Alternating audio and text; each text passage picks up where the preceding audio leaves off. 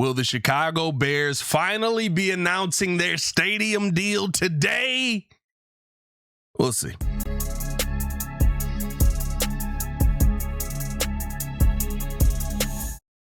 Appreciate y'all for tuning in and showing love as always, man. Hit that like button, subscribe to the page, leave a 5-star review. Y'all know what to do. This is the only channel talking Chicago sports, how Chicago talks, so make sure that you stay in tune with us. Man, I apologize for my lack of, enthusiasm on this Chicago Bears stadium saga, but let's be real about it, right? How long have we been having this conversation on, will the Chicago Bears finally make a decision? Will they finally go out there and say, hey, we're going here?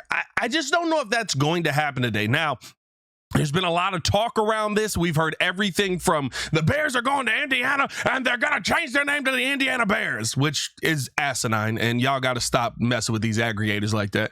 All the way up to the Bears aren't even announcing anything serious today. This is Kevin Warren kind of doing the same song and dance that we have seen before, where he goes out, he's like, we've got great options. He's trying to rebuild the leverage to try and come back to Illinois, blah, blah, blah, right?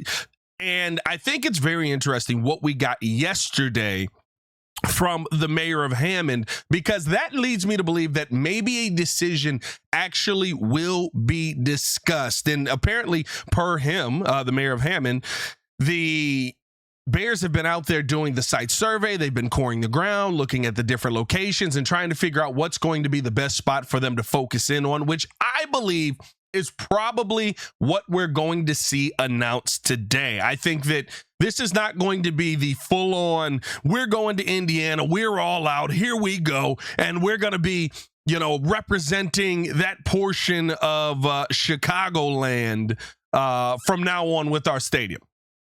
I believe that the announcement probably is going to be that the Chicago Bears have locked down which site they're going to focus on for building the stadium. And then they're going to go out there and they're going to, go through the multitude of processes before they finally get to a point where they actually make a 110% decision. But yeah, we heard George McCaskey a couple of days ago. We've heard Kevin Warren kind of throughout these last couple of months, and the conversation has all been, we are focused on our partnership with Hammond.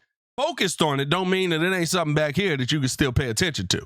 Focused on it don't mean you ain't got a little, a little yamin over here that you can still pay attention to, right? So like you have your focus here and you can get back to it. You know what I mean? So I don't think that you would see a concrete deal done. I don't think that you're going to get the 110% announcement done at this point. But do I think that we're going to have progress towards a conversation with Hammond, Indiana? Sure. I think that is a very, very valid statement. And, the hope is I love how Brad Biggs dropped this morning. He said, in a tweet, we'll see what series of media availabilities provide today, but I wouldn't expect a monumental stadium announcement. You don't shoehorn the president and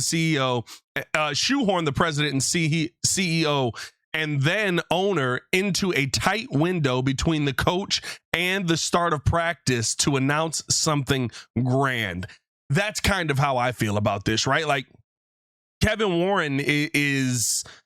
It's Ben Johnson, and then it's like Kevin Warren and George McCaskey sandwiched in the middle. I wouldn't expect, if you're a Bears fan, to hear anything massive. I wouldn't expect, if you're a Bears fan, to hear that the Bears are lifting up Hallis Hall and taking it across the border.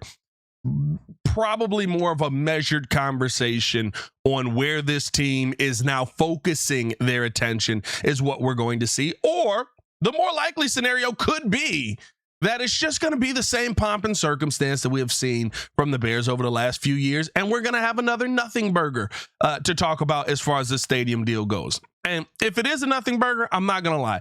And let me know if y'all want an updated video on this in the comments. But, bro, I'm going to probably just focus on practice with my content today.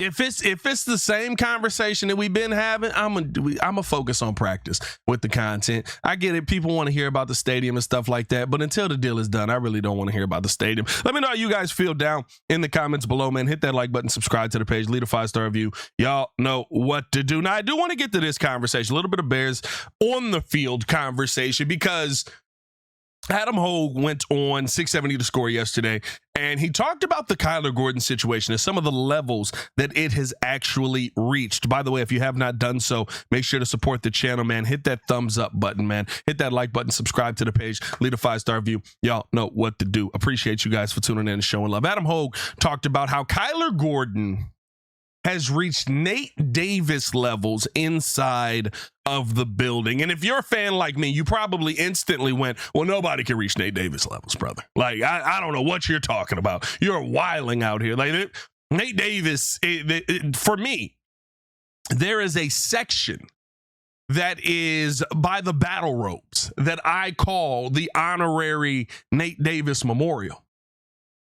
Because that's where I saw him more times than not, just flailing the weakest battle ropes you've ever seen. I've seen better battle ropes at Export, bro. I'm not gonna lie to you, like the weakest battle ropes you've ever seen. He didn't give a piss about coming back. But has Kyler Gordon reached that level? And like I said, at first you're just like that. There's no way that we could be having this conversation. But then I thought about it, and he's talking about frustration within the building. Now, I do think this. I think that Kyler Gordon wants to be on the field. I think that Kyler Gordon wants to play football. I don't think that we could say that about those last years of Nate Davis. Everything that went into that maybe changed him a lot. But I don't think that we can say that about, what ended up happening with Nate Davis in that situation, that he wanted to play football. I think he was pretty much done and he was collecting a paycheck. I don't think that with Kyler Gordon. But do I think that the levels of frustration within the building have reached Nate Davis levels? That I could see. And it's not to say that Kyler isn't trying. It's not to say that I don't believe that Kyler isn't working to get back. But there's something that's not happening for one of your highest paid players on the field when he's not between those lines. That continues to cause his body to not be ready. There's something that is missing. Now they have said he has hit every metric. He's hit everything that they planned. And he still had this setback. And so I understand the frustration level meeting Nate Davis levels. I don't know if as a player we can say that about Kyler Gordon, but it does feel like when you're in that building, when we talk about Kyler with Ben Johnson, and when we talk, to people who are inside of that building about, what is your idea on Kyler Gordon? I think they truly just don't know. And it's not just the fact that they don't know that, if he's going to be back, when he's going to be back, but it's also the fact that it feels like we're to a point with them where they don't know if he can stay on the field. And, that's a scary place to be with one of your high paid assets, because you could see a Nate Davis situation where you go, you know what? Honestly, we're moving on. New organization, new coaching staff, again, that's still a part of this process. The Bears are going to get rid of some talented people that we thought we had in the building. That's still a part of this process. There are still people that Ben Johnson did not draft in this mug. And now the guys that this offense and this defense have drafted are starting to get their run. And the guys from the previous regime aren't out there. You're going to see them move past them pretty quick. And so while I wouldn't say he is Nate Davis, I do agree with Adam Hogue that the Kyler Gordon frustration meter is probably where the Nate Davis frustration meter was, because you truly just don't know at this point. And he's been a player that when he's on the field, heck of a player, much better than Nate Davis ever was on a football field. I think when Kyler's on a football field, there's not three better slot corners in football than he is. He's top three, in my opinion. But you can only be top three if you're playing the game. And Ben Johnson is not going to sit around and wait for you to get right before he ends up moving the goalposts or moving on from the drill. Again, let me know how you guys feel in the comments below. Hit that like button, subscribe to the page. Do you think that Kyler Gordon, the Kyler Gordon frustration has reached those Nate Davis levels? For sure among fans, right? For sure among the people, you kind of expect that. But I mean, we are truly into, what is this, the second year of that Kyler Gordon contract. And if you were to move on from him right now, or I'm sorry, not right now, going into next season, it would only be a $5 million dead cap hit. That's a very real conversation with 2 years still left on his deal if you're the Bears. If you're going into a third year where you don't trust Kyler, you can't count on Kyler, and he's not somebody that you look at and say, he can get it done for me, it's going to be a very real scenario that you're talking about Kyler Gordon heading into next training camp. It's not going to be this year, but next training camp being a on the bubble guy.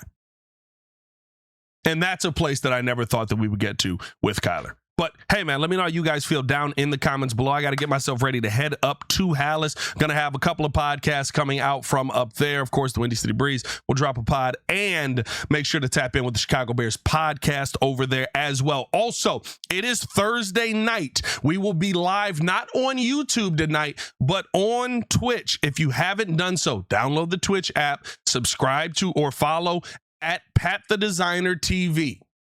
We will be live watching just about all of the football games that we can tonight, because while it is still preseason, this is the time of year where I'm going to be very intrigued to see who's going to make the team, who's not, and we're going to get some practice games in ourselves on live calling some of these football games, man. Appreciate you guys for tuning in and showing love. As always, hit that like button, subscribe to the page, leave a 5-star review. Y'all know what to do. As always, man, it's your boy Pat the Designer back at it again. I hope to see you tonight over on Twitch at Pat the Designer TV. Y'all stay safe out there, Chicago. Bear down. One love. Peace.